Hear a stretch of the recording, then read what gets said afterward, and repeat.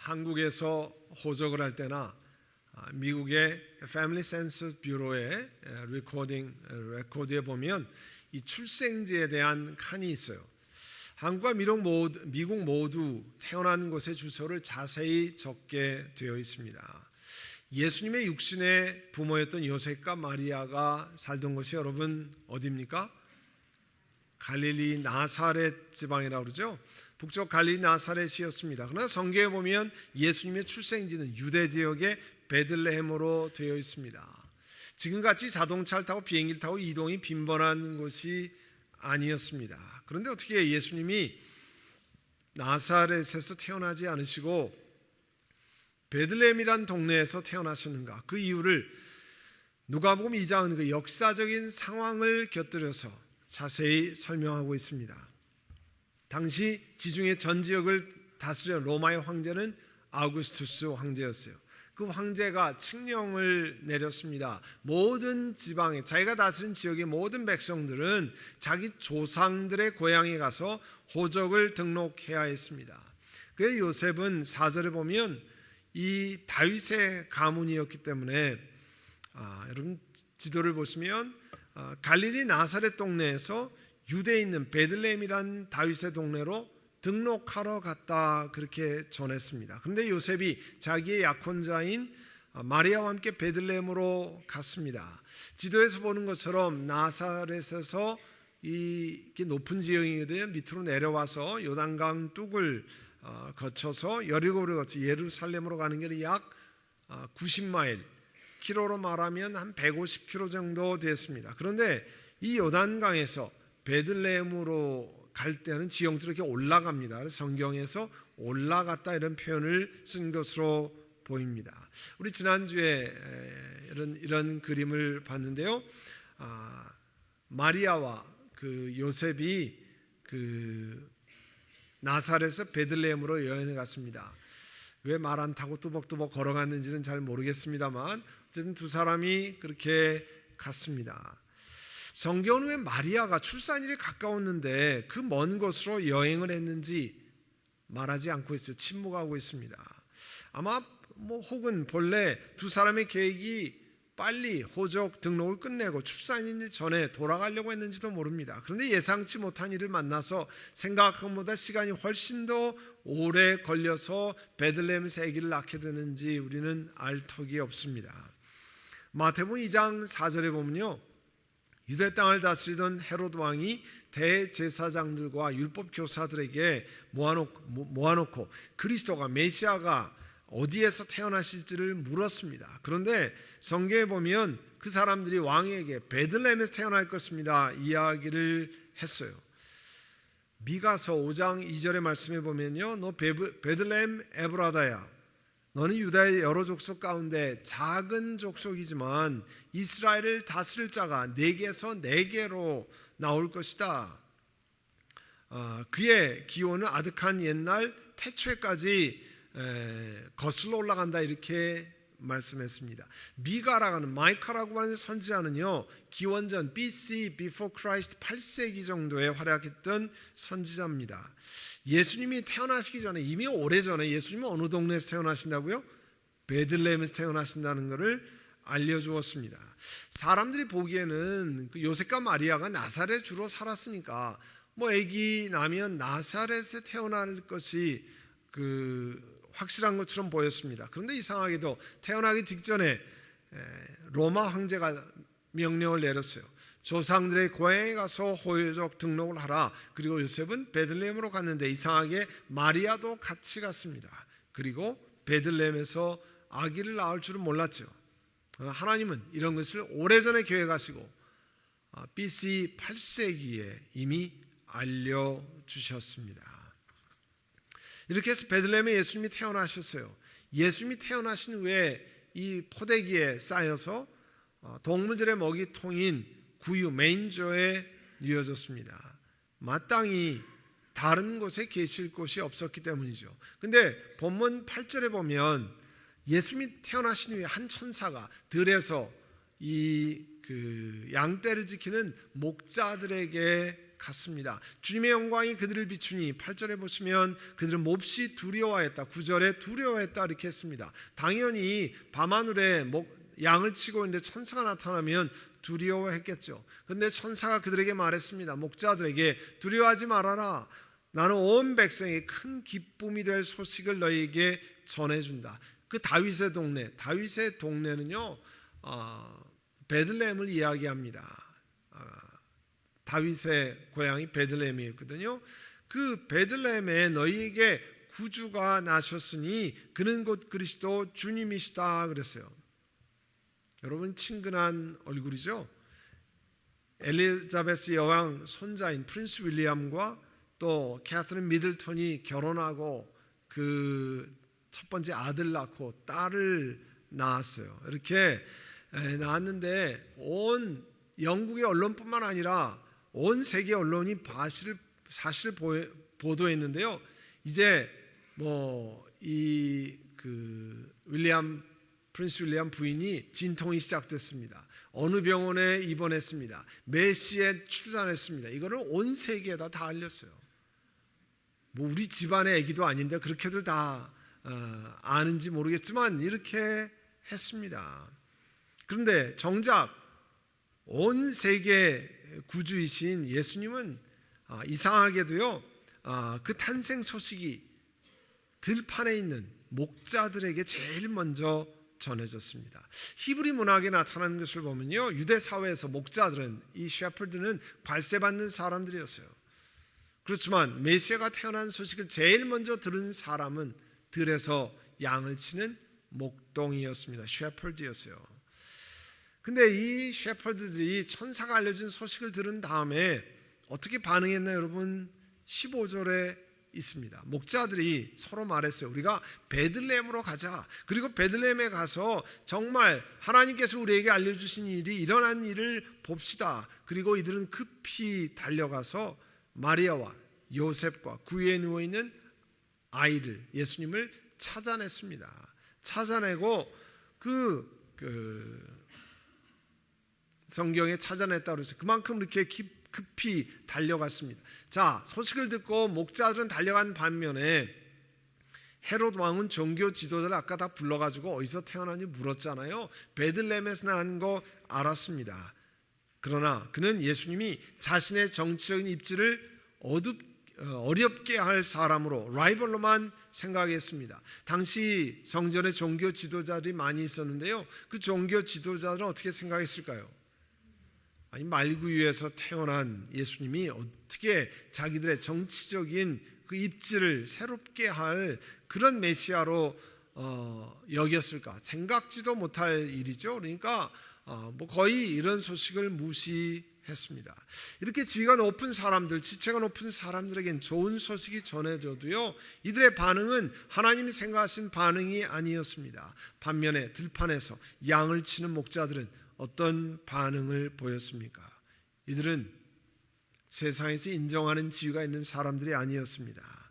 사람들의 존경받는 일도 하지 못했습니다. 학식이 많은 사람도 아니었습니다. 그러나 10절에 보면 온 백성에게 큰 기쁨이 될 소식, 이들에게만 기쁨이 될 소식이 아니고요 온 백성에게 전해질 기쁨의 소식을 이들에게 전달해줬다 그랬습니다. 이 소식을 들은 다음에 베들레헴으로 바로 출발했어요. 이 목자들에게는 하나님이 감동을 주실 때 모든 것을 뒤로하고 이제 베들레헴으로 떠나는 믿음이 있었습니다. 종종 여러분에게 하나님이 감동을 주실 때가 있어요. 하나님이 가르쳐 주실 때가 있어요. 그런데 우리는 어떻게 합니까? 나중에 하지, 뒤로 하지. 미적미적 시간 지나면요 그 감동이 다 사라져요. 그때 무슨 일이 있었는가 기억도 나지 않습니다. 그런데 이 사람들은 바로 베들레헴으로 달려갔어요. 그리고 17절에 보면 이 구유에 누워있는 예수님을 본 다음에 이 아기에 관해서 자기들이 천사를 통해 들은 말을 잘 전달했습니다. 근데 성경에 보면 이 마리아와 요셉, 아기 예수님 말고 주변에 사람들이 있던 것으로 보입니다. 그 이야기를 듣고 천사들이 이런 얘기를 했습니다. 그걸 듣고 이상하게 생각했다는 거예요. 여러분 목자들이 한 일은요 잘 생각해 보세요. 특별한 일이 아닙니다. 자기들이 들은 일을 가서 전한 것밖에 없습니다. 여러분, 이게 금년에 우리가 표로에서 생명을 살리는 교회, 복음을 전하는 교회, 여러분, 사람을 살리는 일은요, 내가 뭘 특별히 만들어서 전하는 게 아니에요. 내가 들은 것을 전하는 겁니다. 이 목자들이 자신이 모르는 것 같다가 전화로 부탁받은 사람들이 아니었습니다. 자기들이 직접 들판에서 천사를 통해서 들은 것 전달한 거예요.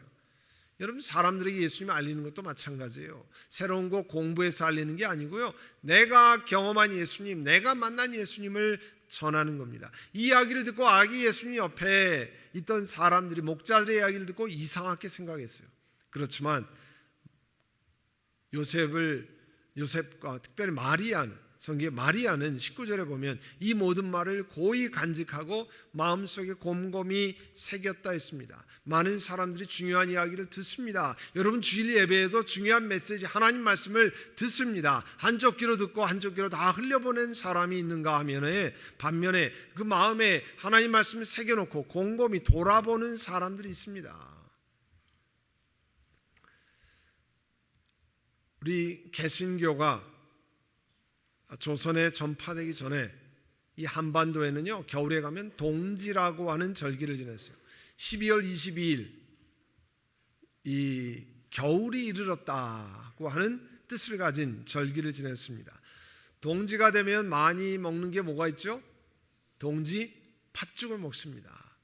자, 팥죽을 먹으면서 어떤 일을 했냐면, 우리 조상들이, 전례적으로 내려온 들이 경상도 지방에서는 팥죽을 쑤어서 삼신께 빌고 모든 병을 막는다고 해서 솔잎으로 팥죽을 사방에다 이렇게 찍어서 뿌리는 풍속이 있었다고 그래요. 그러니까 그 귀신의 힘을 빌려서 뭐 그렇게 하는 거죠. 경기도 지방에서 팥죽을 쑤어 사당에다 차례를 지어하고요, 집안 여러 곳에 팥죽을 한 그릇씩 떠났다는 거예요. 그러니까 뭐 귀신이 먹고 우리 집에는 뭐 악한 일이 일어나지 않게 해달라, 뭐 이런 뜻을 가졌는지 모르죠. 그런데 지금부터 120년 전에 1897년 12월 23일 날 당시 일간지였던 독립신문이 있어요. 신문사 자체에 이 사고 공고문을 내는데 한번 들어보세요. 요다음 토요일은 세계 만국이 이날을 1년 중에 제일 가는 명절로 여기고 모든 일을 멈추고 온종일 쉰다고 하니 우리 신문도 그날은 출근 아니할 터이요 28일에 다시 출판할 터이니 그리들 아시오, 이렇게 광고문을 냈습니다. 1884년에 개신교 선교사들에서 처음으로 소개된 것이 크리스마스예요.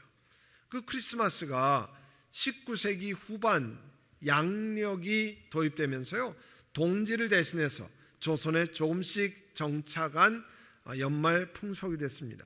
선교 초기에는 조선에 있던 선교사 부인들이 그냥 크리스마스 선물 교환하는 것으로 뭐 그 정도였어요.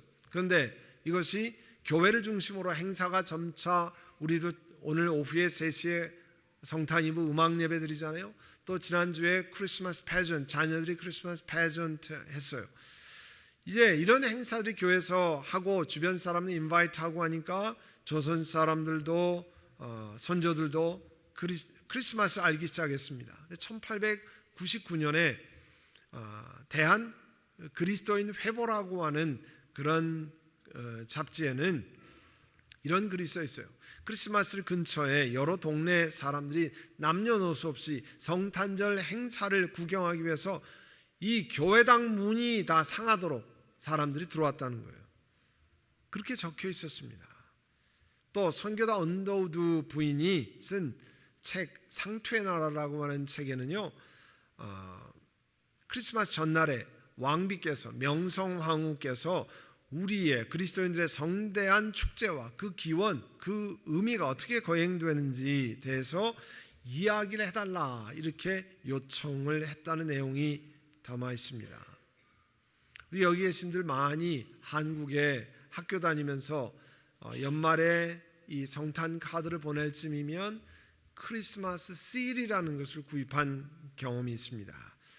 크리스마스 실이라는 것은 결핵 환자를 돕기 위해서 성탄절 시즌 동안에 우편물에다가 우표와 같이 붙이는, 모금을 위해서 붙이는 거예요.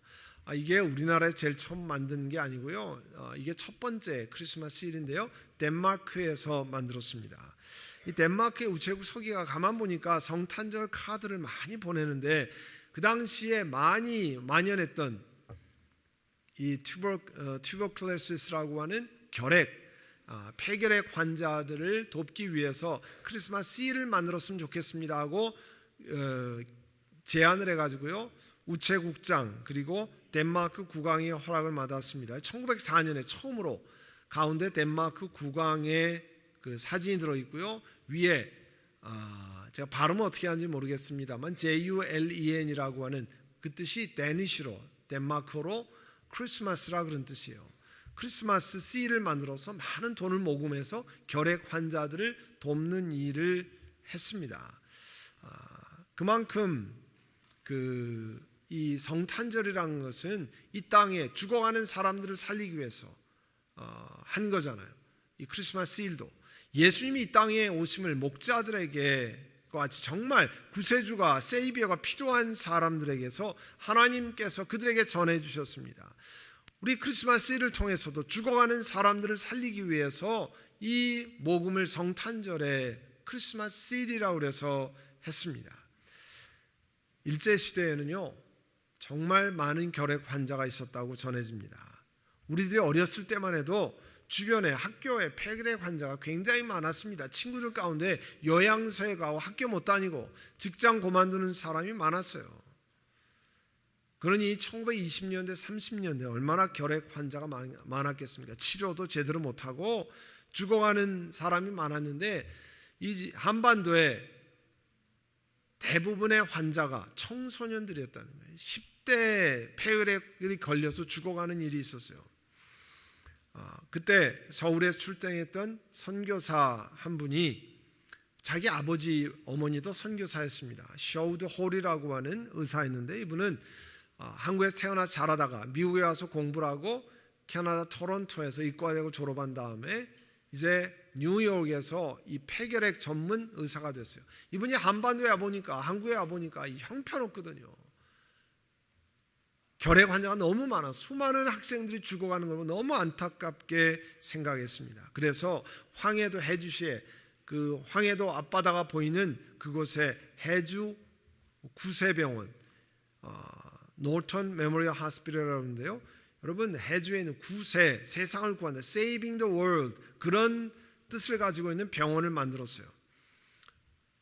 좋은 장소에 땅을 사고 거기에 여러 채 단층으로 된 벽돌집을 지었습니다. 약 100여 명의 결핵 환자를 수용하고 이들을 치료했습니다. 그 책에 보면 이 셔우드 홀이 쓴 조선 회상이라고 하는 책이 있는데요. 거기에 보면 수많은 환자들이 몰려오는데 치료할 방이 없어서 의사 진료실도 내어주고 엑스레이실도 내어주고 그래도 받지 못해서 할 수 없이 죽어가는 환자를 돌려보내야 되는 너무 안타깝게 생각해서 이 최초의 결핵 요양소를 만들었지만 더 환자들을 구해야 됩니다 라고 해서 처음으로 우리나라에도 1932년에 크리스마스 일이 만들어졌습니다.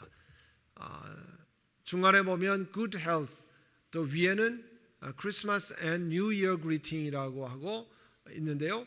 맨 밑에는 한문으로 해주 구세 요양원이라고 이렇게 쓰여 있습니다. 남대문을 표지로 해서 그렇게 하고요.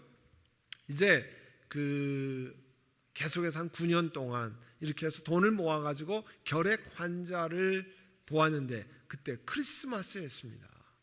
여러분 성탄절이라는 것은 사람을 살리기 위해서 오신 예수 그리스도의 뜻을 받들어서 이 선교사도 우리 한반도에 있는 한국 사람 죽어가는 사람을 살리기 원했다는 거예요. 그것이요 전통이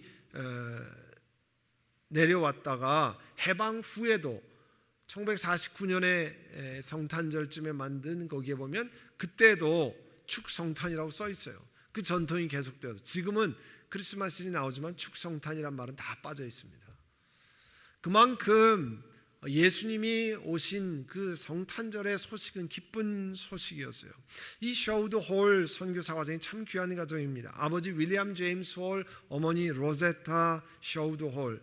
이 사람들은 전부 조선에 온 의료 선교사에서 의사였어요. 대한제국 마렵에 평양에 처음으로 병원을 열었습니다. 청일전쟁을 했는데 뭐 청일전쟁하고 일어나면 전염병이 막 창궐하잖아요. 전염병을 치료하는데 전염병이 너무 심하니까 영사관에서 다 외국인은 이제 자기네 나라 돌아가라고 했지만 이 셔우드홀의 부모들은 돌아가지 않았습니다. 그리고 끝내 그 아버지 윌리엄 홀 의사가 전염병에 걸려서 하늘나라에 먼저 갔습니다. 그런데 그 부인 로제타 홀은 의료 선교사 끝까지 조선을 사랑했어요. 그래가지고 이분이 지금의 이화여자대학교 병원, 그리고 고려대학교 의과대학 병원, 인천의 기독병원, 인천의 간호전문대학 이런 걸 다 설립하고 운영하고 이 의료 선교를 계속했어요. 그래서 그 아들도 미국에 와서 의사가 된 다음에 다시 조선에 갔어요. 그리고 결핵 환자들을 도왔습니다. 나중에 일본에 의해서 미국의 스파이다 뭐 이렇게 해가지고 첩자로 쫓겨날 때까지 헌신했습니다. 그리고 91년에 하늘나라로 간 다음에 나를 조선에 묻어달라 그래가지고 양화진에 다시 자기 어머니 아버지 묘 옆에 묻혔어요. 여러분, 세상을 구하시려고 예수님 나신 소식을 들은 다음에 그 기쁜 소식에 어떻게 리스폰드를 할 거냐, 이 기쁜 소식에 응답한 사람 가운데 한 사람이었습니다. 지금도 수많은 사람들에게 세상을 살리는 복된 소식, 예수님의 탄생 소식이 전해집니다. 그런데 그 예수님의 탄생 소식을 듣은 사람들의 이 반응은요, 천차만별이에요.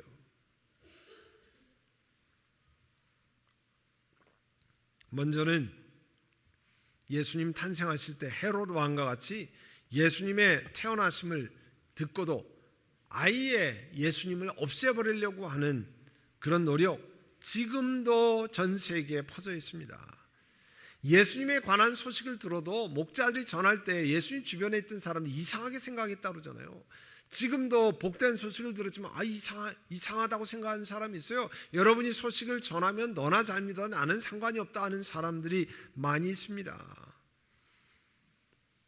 마가복음 2장 17절에 가면요, 예수님께서 사람들의 이런 말씀하셨어요. 건강한 사람에게는 의사가 필요하지 않으나 병든 사람에게는 필요하다. 나는 의인을 부르러 온 것이 아니라 죄인을 부르러 왔다. 여러분, 아프다 그래야 의사 찾아가잖아요. 자기가 아프지 않다고 생각하면 절대 의사한테 가지 않습니다.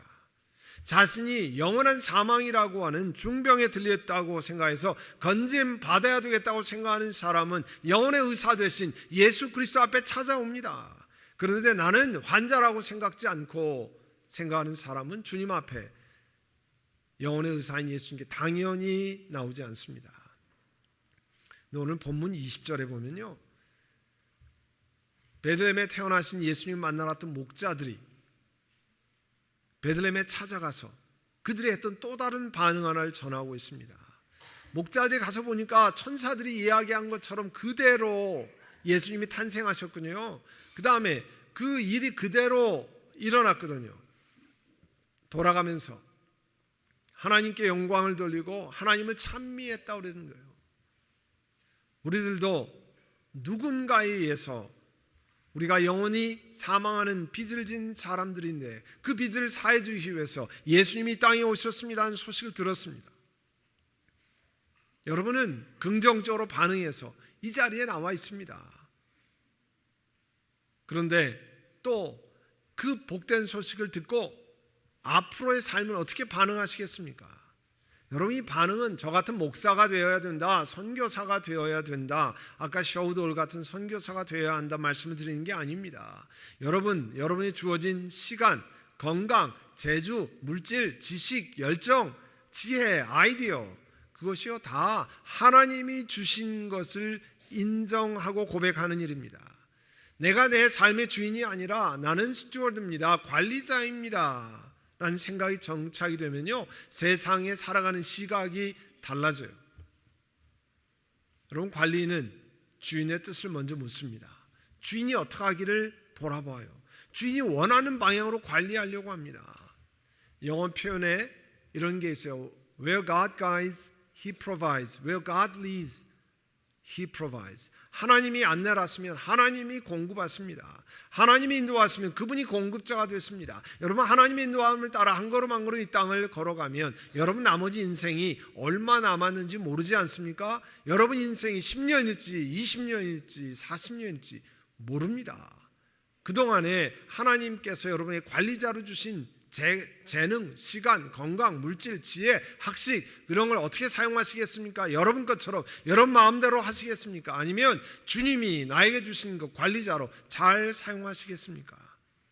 잠언서 3장 5절에 이렇게 말씀합니다. 너의 마음을 다하여 주님을 의뢰하고 Trust in the Lord with all your heart. 너의 명철을 의지하지 말라. Do not lean on your own understanding. 내가 하는 모든 일에서 주님을 인정하라. In all your ways acknowledge him. 그러면 주님께서 내가 가는 길을 곧게 하실 것이다. He will make straight your path.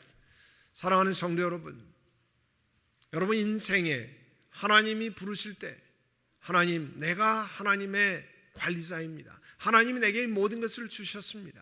감사하고 하나님 인도하시는 것을 따라가면 하나님이 공급하시고 하나님이 인도하십니다.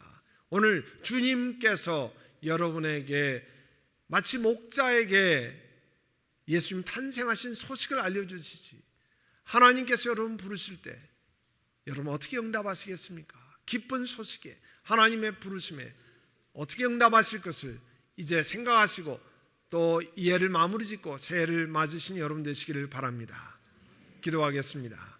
이제 이 시간 함께 조그만 목소리로 함께 기도하려고 합니다. 하나님이 이런 기쁜 소식을 주셨습니다. 내가 주님의 뜻 가운데 기도하고 하나님께 응답하기를 원합니다. 우리 함께 기도하겠습니다.